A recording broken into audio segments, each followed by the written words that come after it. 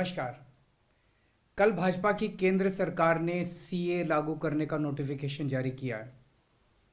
10 साल देश पे राज करने के बाद ऐन चुनाव के पहले इन लोगों को सीए की बात करनी पड़ रही है।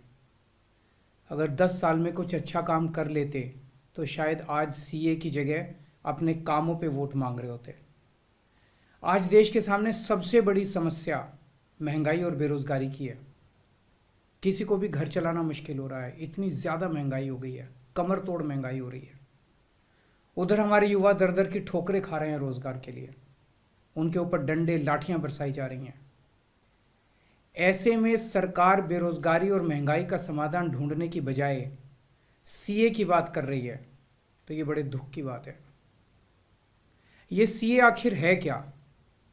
बीजेपी की केंद्र सरकार का कहना है कि 3 देश, बांग्लादेश, पाकिस्तान और अफगानिस्तान, इन 3 देशों के अल्पसंख्यक जो हैं वो अगर भारत की नागरिकता लेना चाहें तो उन्हें भारत की नागरिकता दे दी जाएगी। इसका मतलब बड़ी संख्या में यहाँ से अल्पसंख्यकों को हमारे देश में लाया जाएगा, उनको रोज़गार दिए जाएंगे, उनके लिए घर बनाए जाएंगे, उनको यहाँ बसाया जाएगा। अजीब बात है ना। बीजेपी की केंद्र सरकार से हमारे बच्चों को रोजगार दिए नहीं जा रहे, पाकिस्तान से लोगों को लाके उनके बच्चों को रोजगार देना चाहते हैं।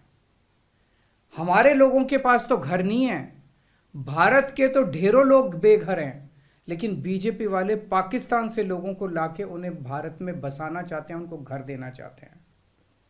हमारे रोजगार उनके बच्चों को देना चाहते हैं, हमारे हक के घर उनमें पाकिस्तानियों को बसाना चाहते हैं। भारत सरकार का जो सरकारी पैसा हमारे परिवार और देश के विकास पे खर्च होना चाहिए, वो पैसा पाकिस्तानियों को भारत में बसाने पे खर्च किया जाएगा। इन 3 देशों में लगभग 2.5 से 3 करोड़ अल्पसंख्यक हैं। ये तीनों बहुत गरीब देश हैं। जैसे ही भारत के दरवाजे खुलेंगे, इन 3 देशों से भारी भीड़ हमारे भारत में आ जाएगी। अगर इन 2.5-3 करोड़ में से 1.5 करोड़ लोग भी भारत आ गए तो कौन देगा इनको रोजगार? कहाँ बसाओगे इनको? बीजेपी वाले अपने घर में बसाएंगे क्या इनको? इनके अपने घर में रखेंगे क्या इनको? बीजेपी वाले देंगे क्या इनको रोजगार? कौन देगा इनको रोजगार?